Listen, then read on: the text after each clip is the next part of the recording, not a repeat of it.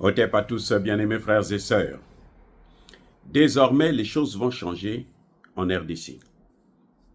La politique se fera désormais autrement.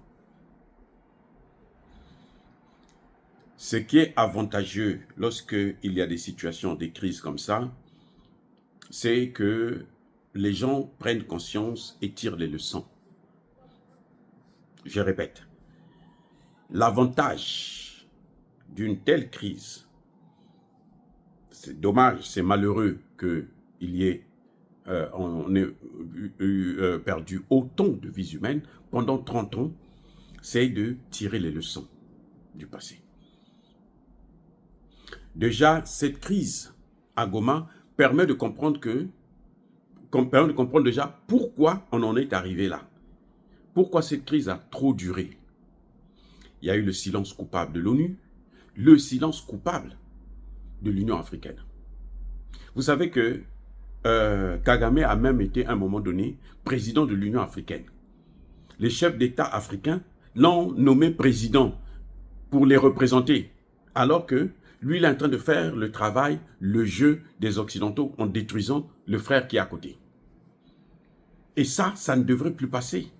C'est comme si demain, on appelle, on nomme l'Algérie président de l'Union africaine, alors qu'elle est en train de faire la guerre au Mali.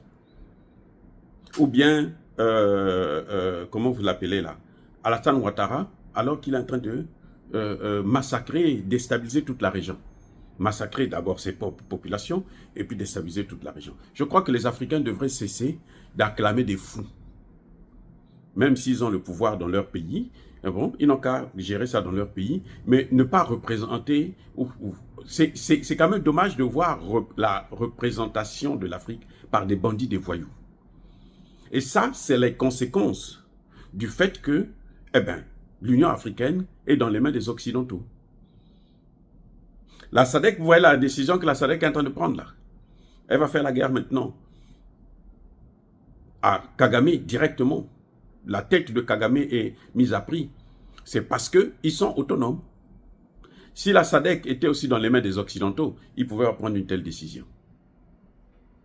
Donc je crois qu'il faut tirer les leçons.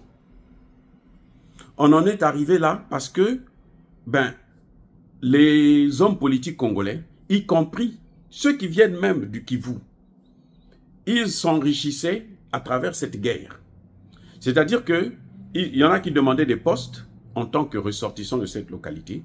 Nous, on veut avoir un poste parce que nous, on est dans une situation, on les nomme députés, on fait d'eux des députés, des administrateurs de haut niveau et ainsi de suite. Et puis, plus la guerre dure, plus eux, ils ont des dividendes. Quand on leur donne de l'argent pour aller investir dans le coin, pour aller aider les populations, pour aller soulager les populations, ils prenaient cet argent et ils mettaient dans les poches. Les généraux, les hauts officiers de l'armée congolaise, aujourd'hui, ils sont tous humiliés. C'est-à-dire qu'aujourd'hui, un général de l'armée congolaise ne peut plus se vanter, bon, moi je suis un général, moi, non, c'est fini.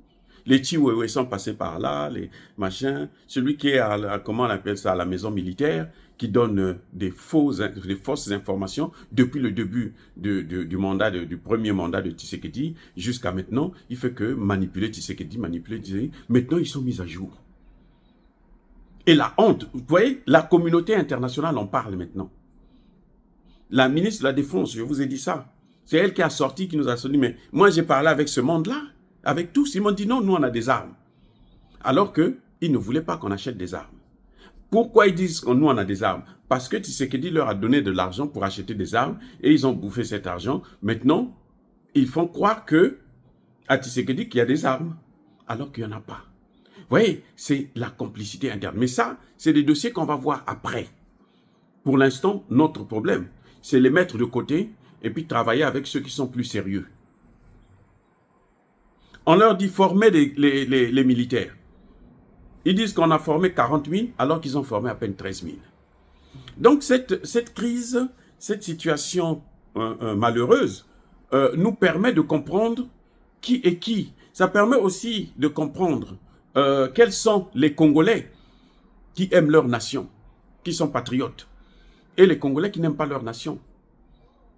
Notamment, on le voit, le monseigneur, le fameux monseigneur Ambongo, il a disparu. Hein. Lui, il quitte Kinshasa pour aller jusqu'à, comment on appelle ça, à Kigali. Et c'est là-bas qu'il va critiquer Tshisekedi. Il dit, il faut négocier avec les groupes terroristes, il faut ceci, parce que on ne peut pas gagner cette guerre, ainsi de suite. Il décourage, il démoralise l'armée, il démoralise les enfants des gens. Bon, il est évêque, il n'a pas d'enfants, donc il ne peut pas savoir ce que c'est. C'est pour ça que même Macron veut envoyer les enfants des gens aller mourir en Ukraine, parce qu'il n'en a pas. Quand vous les avez là, non, vous ne pouvez pas penser comme ça. Vous voyez Elon Musk, parce qu'il sait qu'il a des enfants, non, il faut aimer les enfants.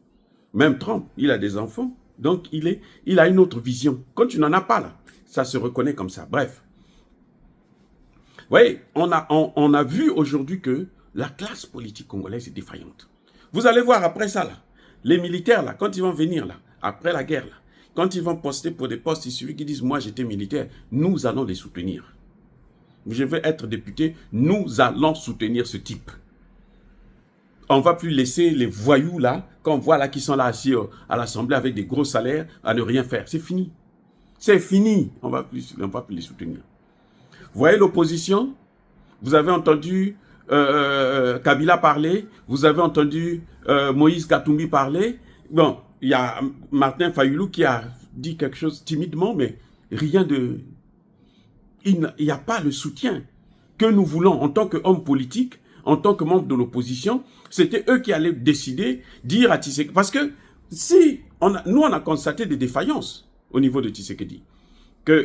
Mais depuis longtemps, Tshisekedi devrait au moins voir avec les Russes pour qu'on puisse équiper l'armée, ainsi de suite. Et puis former plus de cadres. Mais les gens autour là, faisaient intimider Tshisekedi. Or, si Tshisekedi avait une opposition sérieuse, Tshisekedi aurait déjà signé des vrais accords, solides. Pas les trucs, non, pas de visa et tout ça, on s'en fout de ça. On s'en fout de ça, qu'est-ce qu'on en a à foutre avec? En plus, c'est pour les diplomates. Oui, si l'opposition soutenait Tshisekedi, comme on le voit, les Occidentaux, les Français, là, contre ce que la France est en train de faire au Mali, là, tous les Français, les hommes politiques français, ne vous leurrez pas, ils soutiennent Macron. Déstabilise-les parce que nous, il faut qu'on reprenne, on les colonise encore. Ce que Macron est en train de faire, comme Macron faisait là, ils ont donné 20 millions encore à Kagame pour déstabiliser la RDC, pour acheter la logistique, pour acheter des armes. Dites-moi, vous croyez que les hommes politiques français ne savaient pas? Mais tout le monde le sait. Mais non, ils se disent, quand ils ont signé, l'Union européenne signe les accords avec Kagame, mais ils le savent. Mais comme c'est leur intérêt qui les regarde, on laisse Macron faire. Quand il échoue, là maintenant, tout le monde dit non, écoute, tu ne devrais pas faire ça. C'est maintenant qu'ils ont échoué. Parce que le coup qu'ils avaient monté, c'était en fait un coup d'État qui était en téléchargement en RDC. Ils ont échoué ça. Comme ils ont échoué, voilà maintenant, ils commencent à revenir, entendre la raison.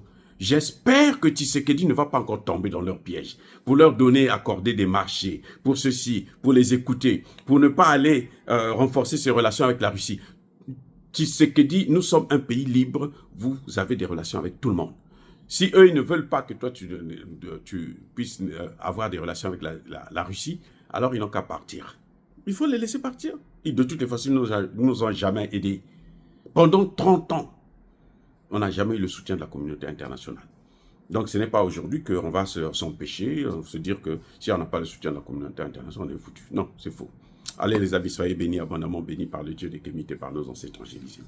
Mais tous ceux qui persécutent le continent africain le pillent et le déstabilisent, qu'ils soient noirs, blancs, chinois, arabes, juifs, indiens ou qui qu'ils soient punis, maudits, foudroyés, neutralisés, écrasés, effacés par le Dieu des Kémites et par nos ancêtres angélisés.